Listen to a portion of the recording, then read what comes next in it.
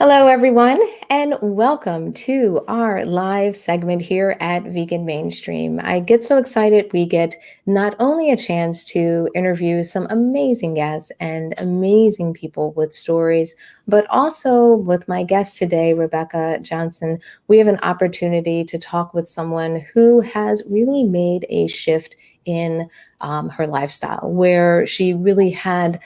Um, brought or came to this lifestyle through health and the idea of navigating her health, navigating multiple surgeries, and finally getting to a stage where maybe enough was enough and decided that she was ready to make some changes. So I'm excited about having a guest today that not only can share her story, share how she found herself to the plant-based lifestyle, but how she has turned that education, that information, that experience into helping others, helping women, helping mothers, bringing it into our school systems, and ultimately passing on this knowledge to the next generation. So I'm excited to not only learn a little bit about our guest, since this is our first time chit-chatting as well, but also share with everyone how Rebecca has been managing this year and how she has continued to make an impact in a year of uncertainty and change and transformation. So first, let me say welcome, Rebecca. I'm very excited to have you here with us today. Hi, Stephanie. It's great to see you. So since I have you here, I love to just dig down and let's give everybody a little bit of background. Let's get them grounded in the Rebecca story and also help them understand, your passion, what has really kind of driven you on this journey. So first, let's give everyone a little bit of perspective on maybe how long you have been plant-based. And if you can give people a little bit of background on your journey and what brought you to where you are today. Sure. So, hello, everyone. It's great to be here. I love telling my story. It's been 20 years that I'm celebrating, because it was in 2000. And actually this month of October. Oh, congratulations. Yeah.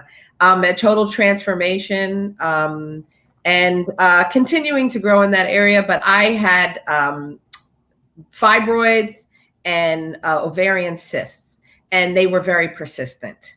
And if anyone's ever had that, you know that it affects every area of your life. I mean, literally, there are things you cannot do, or when you do them, it's just miserable. And so I went through that for many years, for probably about 5 or 6 years. And during that time, so leading up to 2000, it was like 1995, I started doing research on the internet about the connection between food and health. And particularly, I've started to find all these things about hormones and how certain foods could affect your hormones. And then these growths come as a result. So there were many people that were talking about chicken and milk and cheese. Well, guess what? Mostly what I ate was chicken, milk, and cheese. And so those were like my favorite foods at the time. And so I was had a couple surgeries, 3 surgeries, and I was getting ready to have a 4th. Wow. And I went to my OBGYN with my research. And I said, I'm looking at all this stuff. Do you think there's anything that, could potentially help me? Because I don't want to be back here a 5th time. And his response was, I'm sorry, but for some women, that's just the way it is. And you're going to have to do it for the rest of your life. Wow. Okay. And I can tell you, it was almost like an audible voice. And I heard that voice say, no, you will not. And I basically just went out and started eating differently. And it was particularly, there was this place, if anybody's been vegan, plant-based in New York City for a long time, but it was Quintessence. They're not around anymore. I'm so sad. But the food was amazing. And every time I ate there, I felt life. And anybody that I cooked there would say the same thing. I took my girlfriend and her boyfriend, who's totally a meat eater. And he said to her, he said, honey, I feel like something happened to me, like eating this food. I love that. Went straight Quintessence. I would go there and buy like the next day's meals, This was before everybody was, hot on like meal delivery. I can tell you, like, within 2.5 months, I had lost 35 pounds. I looked like I was 5 months pregnant. Like, people would say to me, "Congratulations to you." Right? Really? Wow. Yeah. Okay. Everything gone. I mean, just skin, hair, nails. And the real connection that, I share with women is the hormonal aspect, because we think that having those kinds of periods are normal. They're not normal. Yes. That is, I know. And all that emotional stuff is normal. It's not. You're out of balance because your body is toxic. And so that was one of the main things that I learned. So that was just the beginning. And, it's just been a new life since then. And I love that you're addressing this, because I think as women, there's so many things that we've kind of felt like we just have to deal with. It's just the way it is. And we don't always make that connection between our food and the things that are happening in our bodies. We kind of have separated them out and kind of put them in this other classification of, yeah, it's just part of being a woman. And to your point about, this is really back to our health. This is back to what we're putting in our body and how it is feeding many of these states, I think is so key. And I love that you're doing so much work to help women realize this, because I think a lot of us have been, gritting our teeth and bearing it for years. So when you learned all this information, when you started to kind of take it in, how did your family respond to it? How did your friends respond to it? Did you find a good support system, or were you kind of in an island? Especially when you think about 10 years ago, 20 years ago, excuse me, the world is a very different place than it is today. Yeah. Well, thank God for the internet, because that's where I found my world, my family, the people that I could relate to. And and that was even before all the chats and things like that. They were just people that I just dug down into their information. I actually, when I was 15, I went vegetarian. Oh, wow. For a while. But again, still, it was cheese, right? And all the dairy, which, really a person of color, many people of color, dairy is just something that is a major problem for us. And I didn't know that. But, and one of the things that I found in my research was, many times the things that are toxic to you are the things that you are craving, right? The craving itself is connected to your brain, and it's sending these messages, and that's why you're wanting it. You think you want it because it's good for you or you like it. It's not. It's an actual message that's being created in your brain, like an addiction. And so that's what I went through. So, I forgot. What were you asking me? We were talking about your support system. So this is great. So I did not have one, because I remember when I would go to like my family's house for family dinner, and I'd say, oh, well, I don't eat meat. So, I'd be told, oh, well, that's okay. We'll make you a little side dish. And then you look at it and it's like, something's not right about this side dish. And I know one time I went to my aunt's for Thanksgiving, and I snuck in the kitchen to look in the pot that I was being served from. And there was like, turkey legs down there or whatever else, And oh my goodness. But when I was 15 and I went vegetarian, I told my mom that I was going to stop eating meat, and said, okay, you're going to starve. That's all. You'll just starve in this house. And so like for 2 or 3 days, I ate peanut butter and jelly. And she was like, okay, what do I have to do? Yeah. How do we make this work? You've got to remove the meat from the vegetables, black eyed peas, collard greens, all the stuff we eat, and I showed her how to use bay leaves, right? And how to use seasonings and herbs to change and transform the food. And she did that. And my mom lived till she was 95 years old. And I mean, and cognitively 100% there. I mean, if it had not been for this condition, which came from something else completely, I mean, she would have been totally healthy. And she ate very well, in the sense that, very clean eating. So she was open to it. And so that was the support that I got. And then, of course, friends, it became more popular to kind of be vegetarian. And then after college, I dated somebody, and they were like, you need to eat meat. I can't date you if you're not eating meat, So then I went back to meat and got sick again, right? Mm-hmm. Yeah. But then in 2000, sorry, 20 years ago, I totally went, 100% pretty much. Perfect. So, how did you decide to take all of this information that you had, everything that you had learned and all these experiences, and turn this into something that can help others, help women? I mean, maybe walk us through a little bit of background of, what you created, the plant-rich life, and then also kind of what was the driving force behind it? Wow. So, so much there. I uh plant-rich life itself was something that was just given to me through inspiration. And Okay. because I really wanted, like, all the pain, physical pain that I'd been through with fibroids and ovarian problems and all of that, it affected my life in so many ways that I really kind of felt, like you said before, like, is this it? Is this what I'm going to have to deal with for the rest of my life?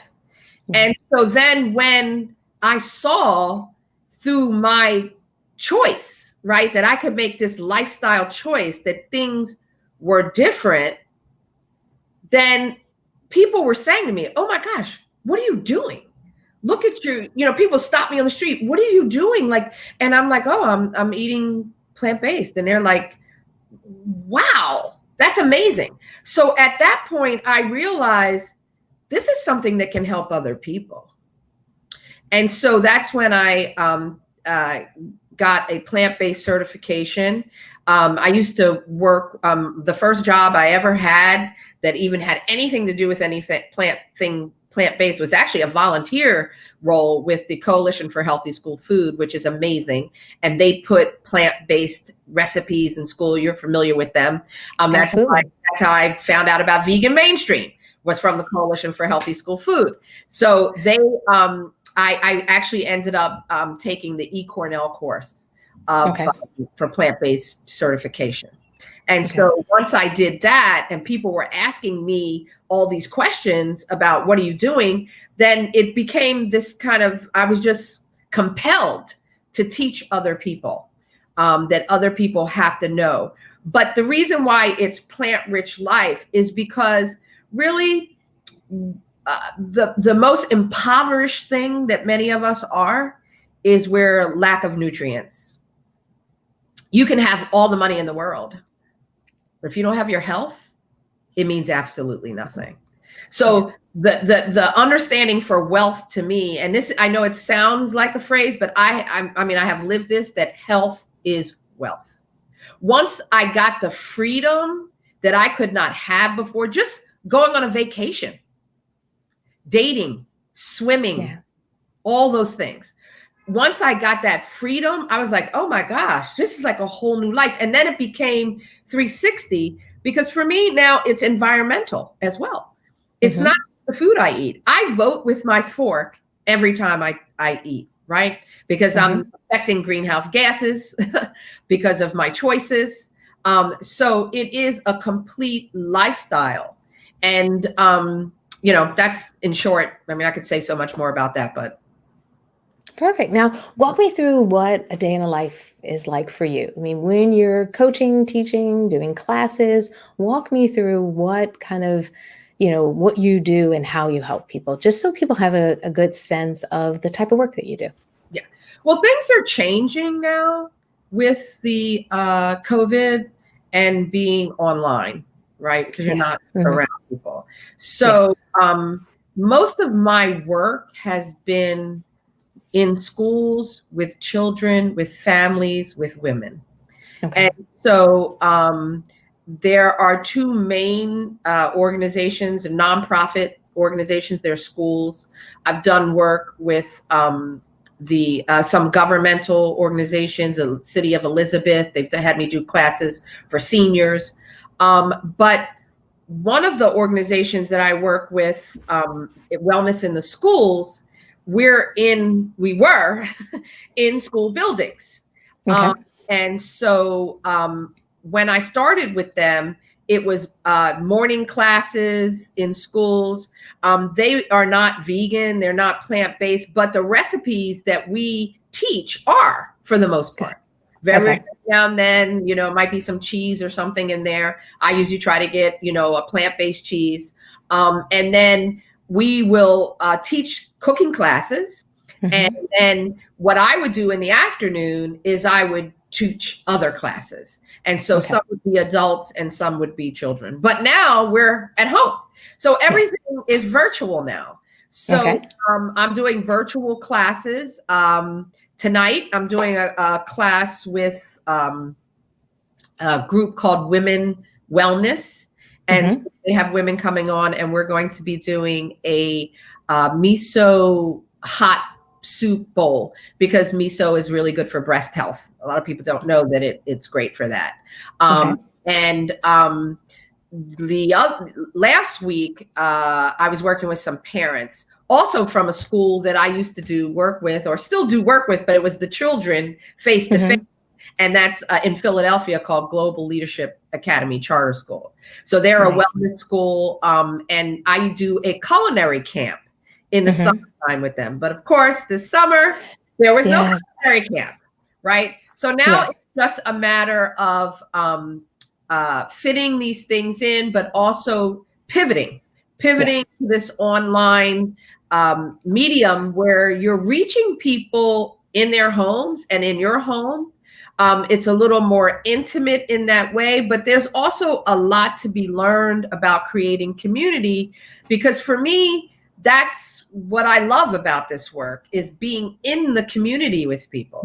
And we're not really able to do that now. So how do you do that online? And so that, you know, that's really how things have changed for me, is it's online now. Now, are your classes available to anyone, or do people access your classes either through a school, through an organization, or a group?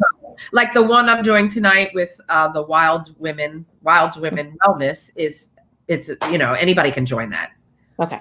All right, perfect. So if somebody's interested and they happen to be watching today, they can jump over to your website and check out your classes. Yeah, it's called Wild Women Wellness. And my Facebook and Instagram, they're all there, and it's Plant Rich Life. Both are plant. Wonderful. Okay, perfect. So let's talk about this experience about bringing your classes online. I know I do a lot of teaching where I teach people how to do it. I know it's been a crazy journey for many of us, not only because it's just a little bit new, but the tech keeps changing. How has that experience been for you, and how have you, to your point, tried to create community in this kind of like digital world that we're now living in? Yeah. Well, I wish I had known you before, because it's all trial and error at this point. And, you know, I've taken some online courses myself to learn how to do that. And, you know, learning details like managing chat, using polls, you know, crafting questions to try to engage people.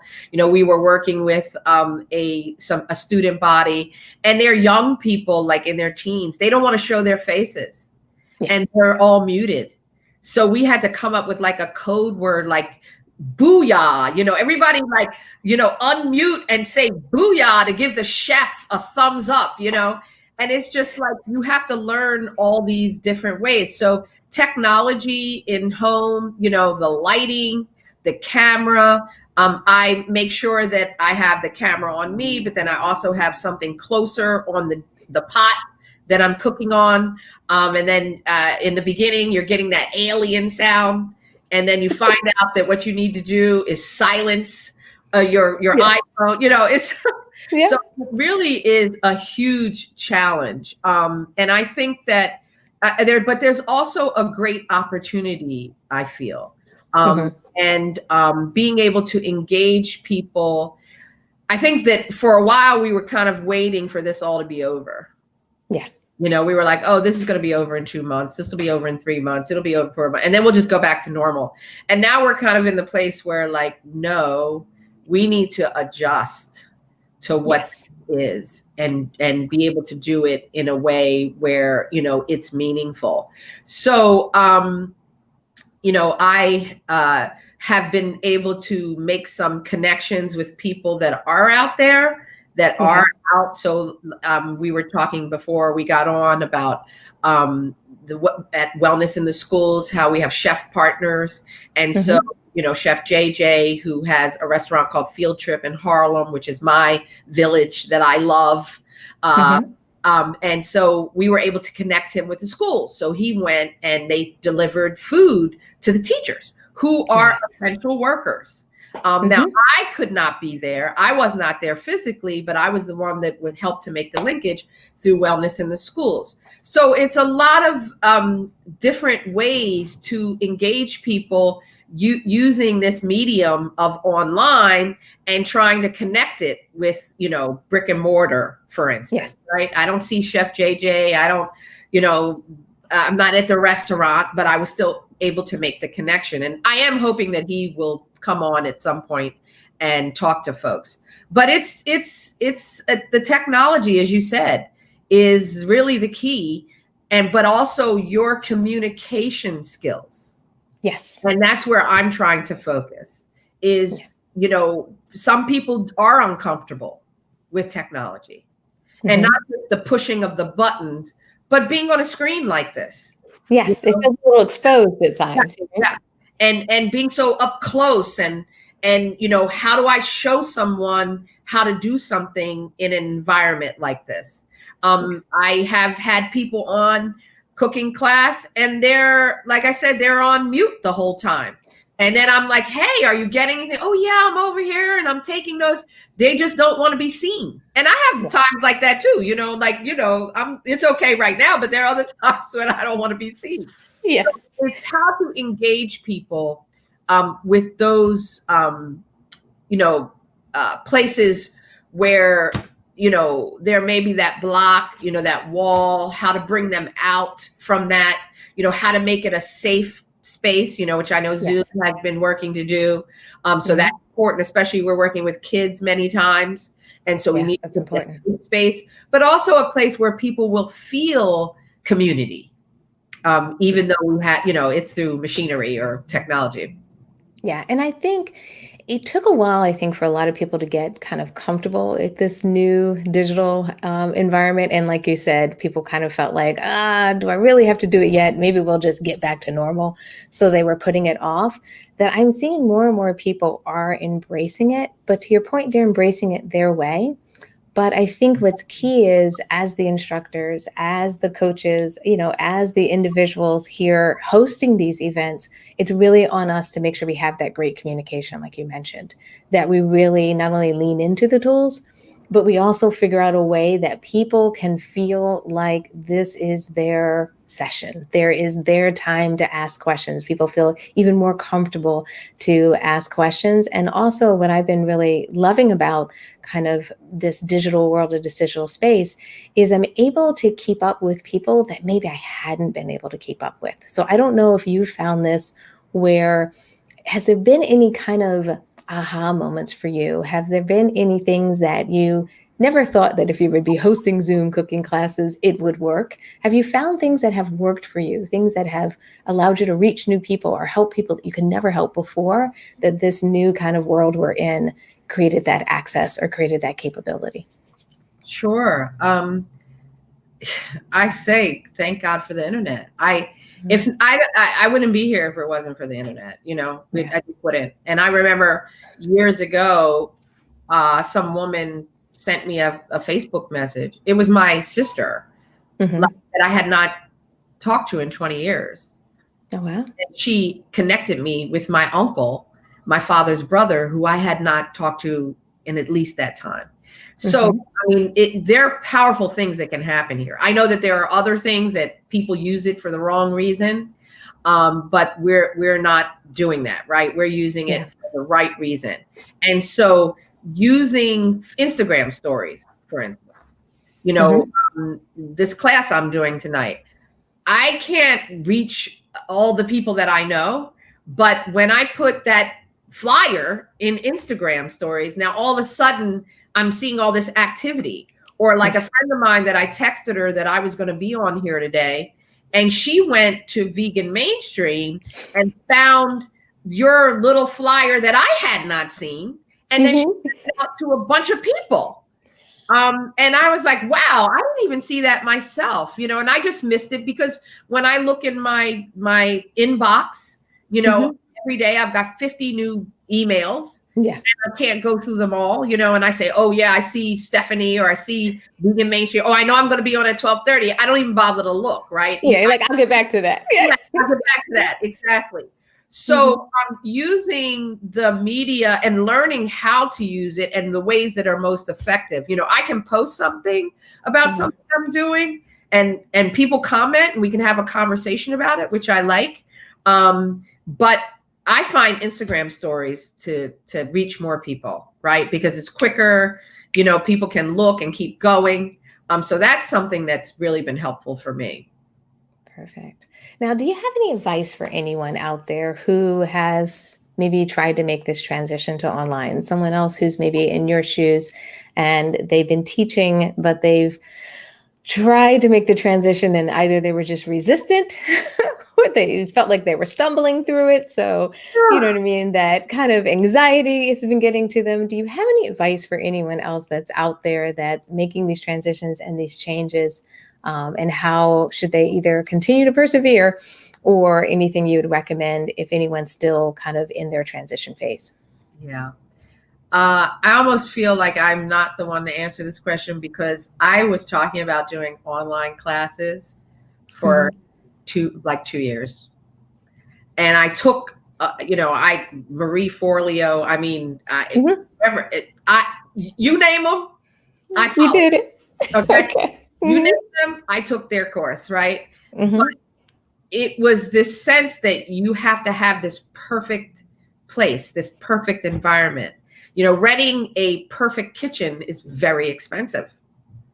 And, you haven't even built your business up yet. Yeah. And so the idea that you're going to do this in your home or in this less than ideal space was, something that prevented me from doing it. And then the looking at other people and saying, oh, well, they got that down. They look great. Oh, they're so shiny and wonderful. And then you're like, oh, I got to wait till I get to that point in order to do something. And I feel what has happened, number one, COVID for me has been, a kick in the butt, honestly. Because I work with, Wellness in the Schools, the organization, and global leadership and some other things, I've been pushed to have to do it. Yeah. Because I want to do this. It's not that I don't want to do this. I want to do this, but the know-how of doing it was the problem. So do I go back to school and take a graduate course and learn how to do filmmaking, right? In order to things that you tell yourself, you have this conversation with yourself. But there's that old saying, that necessity is the mother of invention. And so my little studio, includes like a ladder and some boxes. And no, I'm so serious. Some lights from the hardware store, And the thing is, it's like, once it's done, I'm like, well, this is not as bad as I thought it was going to be. And people are enjoying it and they're liking it and they're coming back. So for anybody out there that's it's like a perfection deception. Yes. Okay. You have this idea that things have to be a certain way. And it is totally not true. And you're not only limiting yourself, but one of the big things is there are people out there that need what you have. I know what I'm doing is needed. The struggle for me all the time with plant-based living and whole foods, plant-based eating is getting through the message. There's such a cacophony out there about nutrition and diets. And this week it's this fad and next week it's the next fad. And this is not that, but people think it is. Yeah. And so I have to, the onus is on me to make sure that this message gets in front of people and that I can help people walk through this process so they can avoid surgery, so they can avoid, I was told by the doctor that it was a precancer condition. I mean, that scared me to no end. And that's why I ended up changing. It wasn't like, oh, I woke up one day and I was like, oh, I'm just going to go eat plant-based. No, he said precancer. And I said, oh no. You said no way. That's going to be my life. And I went completely 180. And like, that was it. And I know everybody can't do that. But so I'm saying that to say that if you're sitting back and you have something and you know that the world needs it, I mean, this is Marie, you know, I listen to Marie all the time. You have something that the world needs and you're holding back on it. And we're in an environment right now where all you have to do is put on an iPhone and somebody clicks on a button and you can bring them into your home. You don't have to go anywhere. You don't have to drive anywhere. You don't have to spend money. You can't even get really people who are getting on planes and doing conferences, because that's something that I used to do. You're traveling to you don't even have to do that anymore. Yes. So I think the bottom line, Stephanie, is you kind of have to get out of your own story and your own head and think more about the people that you need to reach, and think more about the people that need what you have. I think if you can make that switch, then you'll get past, you know, all the perfection deception, which is what I call it. Yeah. Oh, I'm so glad we got to that topic, because I feel like a lot of people, we do tell ourselves things that keep us from moving forward. And like you said, we start to get into the things that we're worried about instead of focusing on the people we can help, instead of realizing that we have something for them and there should be nothing that holds us back. You know, even if, you know, we have to put a book under that ladder to make the camera, you know, level, we make it happen because we're doing it for others, you know. It really, really, really should be that way. Last question I just wanted to talk about, maybe while I have you here. I'm going a little bit over, so I hope you don't mind. But we've talked a little about community. And for me, one thing that's near and dear to my heart is, you know, the Black community, African-American community, and how important it is to get this information out. There's been some great articles lately about how, you know, Black folks are truly embracing veganism. And unfortunately, we haven't been in a lot of the headlines. So people maybe have not known how many amazing people that we have in our community that have been making change and driving kind of this message. Do you have some thoughts or perspective on kind of what we all should be doing moving forward so that we make sure that we're getting services to our community, that we're getting support to our community, that even like you talked about before, we're making those connections? Even if we don't meet people in person, we make those connections so that we can continue to support this movement and also make sure it gets into the hands of people that can, you know, can really change their lives. Yeah. Yeah, this is a tough one. You know, I remember in the beginning of COVID, because I live across the street from some project houses. And one of the things that we found out is that a lot of the people that were living there did not even know about the protocols that were needed to protect yourself from COVID. Really? Oh, that's heartbreaking. Because they're not watching, you know, MSNBC and CNN and whatever else, right? And I find that with, you know, my neighborhood, which is one of the things that I love about my neighborhood, is it's very, I don't want to say insular, but kind of in a way it is. You know, I tell people all the time, COVID never happened around here. Like the streets were full of people all during COVID. You go to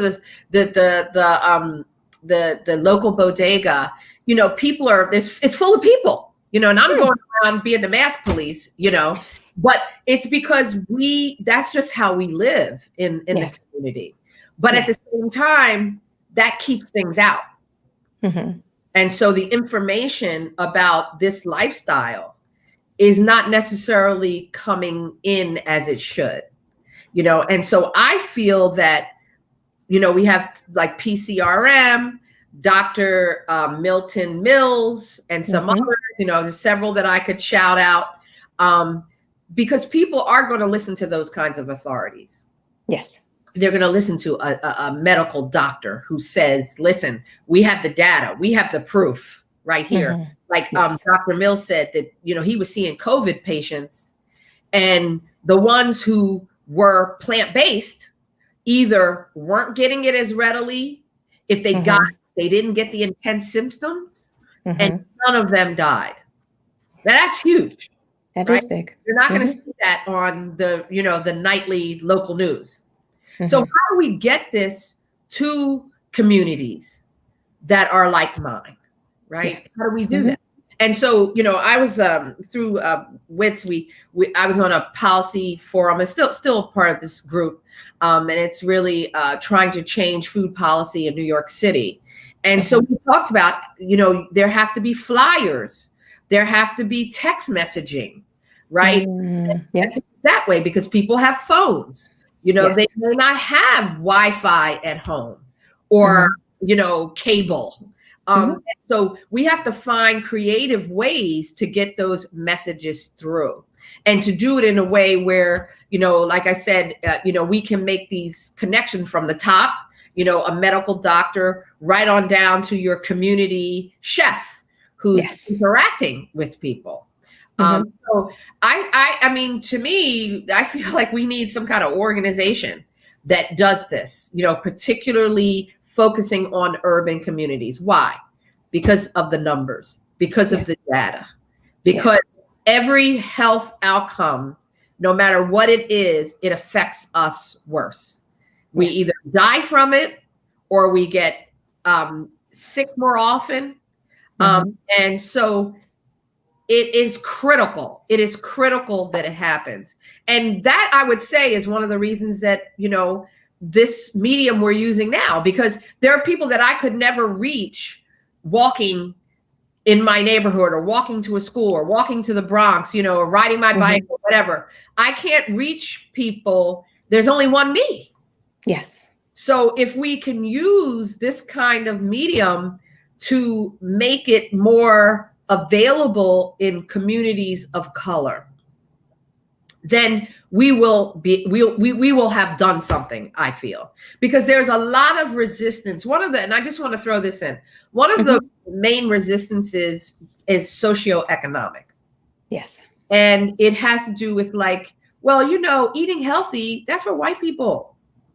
You know what I mean? Eating, no meat, because when you look historically, meat is a sign of wealth. Yes. And so now you're saying give up meat and eat beans? Like, that is just something that is so difficult for many communities of color to understand, and for us as educators to get past that block. So one of the things that I do is, my dad was a chef, but it was country food. You know what I mean? It was hog maws and I grew up on all that mac and cheese. That's why I was addicted to cheese and yams and all that. But I'm always putting that flavor in food, right? Or finding something, barbecue or whatever, right? To try to make that link between what you're familiar with, what you're comfortable with, what you understand, and bringing you into this new way of eating. So I think we all just need to come together. I'm so happy to be here with Vegan Mainstream. I know Victoria, my friend, lives in her building. So there were times, that I would go see my friend, and I'd see her, coming down to pick up a box of food, because they deliver to food to the building, as you know. And so, I really do appreciate what she's been doing, but I also appreciate what you're doing from the marketing perspective, because that's what people like me need, right? I am not a marketer. I'm working directly with people. I'm teaching them, I'm showing them what to do. But if it's not, as I said to you before when we were chatting, if nobody knows about it, and if we're not reaching communities of color, and the way you reach communities of color is different from how you reach other communities. And that, to me, is where we need to focus. And I know sometimes it's like, even for myself, people are chasing the money, right? They're chasing the money. I cannot charge for a group of parents that are in an urban school what I can charge for some of my other clients who, may live in the suburbs. Yeah. But I still have to be committed to that, right? In spite Absolutely. of that. So finding a way, I would love to talk to you more about how to communicate to our communities about this particular topic, because it's going to require something a little different. Yeah, I so agree with you that it requires something different. It requires a different approach. It also requires different recipes because the flavor profiles are completely different. Absolutely. Because there's a cultural piece to food as well. It's not just, you know what I mean, the recipe. There's a piece that, we have memories that are connected. Like you said, the mac and cheese. I have a memory to mac and cheese, not just the flavor. I have a memory to potato salad. Like, why do you think I light up when I talk about it? Right? Yeah. Because I'm going back to when I was 5 and 6 years old with my dad in the kitchen, baking apple brown Betty, making mac and cheese. I am not giving that up. And yes. I'm bringing that to every class. I'm bringing that to every person that I work with. I mean, one of the first things I ask people when I'm coaching them is, what's your favorite food? Because if your favorite food is pasta or something Italian, I'm going to take that flavor profile and then I'm going to, what I say, veganize it, right? Yes. I'm going to take that so that when I give it to you, what I'm hearing is, wow. People are so surprised. Wow, this tastes good. Or even kids say, oh, I didn't know healthy could taste good. It's like, yes, it absolutely can. So the culture. One of the classes that I've been doing with the school, which I'm going to do myself, is the diaspora. So it's a plant-based cooking class, but we're focusing on the seasonings and spices of the African diaspora. And so I have been so excited about creating those recipes and getting those flavors in there. And some of the stuff is just simple, like, we use butternut squash, which in Africa, they barbecue it. They stuff it with cheese and greens and barbecue it. And so when you go to a barbecue, you're going to see butternut squash. Like, I never knew that. And so every week introducing a new pantry item, because one of the things you have to do when you cook this way is you have to build a different pantry. Yes. You're not using the same stuff you use because you've got to bring those flavors. So definitely, I definitely high five you on the culture. We got to keep the culture. We have to keep tapping into it and supporting it so that people can also build new memories around it as well. They can build it and bring it into their family, bring in that experience. And so bring in their friends, bring in their community, even if they built their community and that is their family as well. I think it's so important we do it. So I'm so glad we had a chance to chat. I'm sorry I kept you a little bit longer than usual, but I was having such a good time, and it's so great to have a chance to just talk about the work that you're doing, the people that you're helping, the focus you have on families, on women, and also in helping kids and getting into these school systems, I think is absolutely amazing. Before we wrap up, can you give everyone your website, your social media handles so that they can get in touch with you if they're watching this interview? Thank you. PlantRichLife.com. And on Instagram, it's Plant Rich Life, at Plant Rich Life. And then on Facebook, it's The Plant Rich Life. And so, that's me. Rebecca at plantrichlife.com is my email. And so great being here. Thank you so much. I'm so happy that we got to do this and just spread the word about the kind of lifestyle that is possible. A lot of times people don't think it's possible, as we were saying about women, thinking that we have to live that way and we have to suffer that way. And so many things that people are suffering from, they really don't have to. And so getting this out is so important to me. So thank you. Oh, I'm so glad. I agree with you. I couldn't agree with you more, I probably should say, because it's so important to reinstore hope for a lot of people in what their future can be. And also in today's environment, I think with everything that we've been going through, not just the pandemic, but a lot of the social injustice that's going on, the police brutality that's going on, even a lot of the discussion that's happening in the political world, there's a lot on our shoulders and a lot at stake these days. that we really need to make sure that we're having open dialogues, we're discussing, and we're finding ways to really support each other, support our communities, and help people understand that our future can be brighter, our future can be better, and there are ways that we can be empowered to do it as well. So thank you so much for joining. Anyone who joined us live today, I so appreciate you being here. I so appreciate you taking some time out of your day. We always love it to hear your feedback and hear that you enjoyed these sessions. So hit those like buttons, make sure we know loud and proud how much you've enjoyed this session, as well as if you have any questions or you want to post any comments afterwards, I will be checking them out, even if you're watching this as a replay, as well as I will relay any questions over to Rebecca as well. But I just want to make sure you know that we appreciate you who are watching us, learning with us, and sharing with us. And Rebecca, I obviously appreciate you giving me some time out of here today, day to day, to share not only your message, your impact, but also inspire people. So thank you. Thanks. Great being with you. See you. Perfect.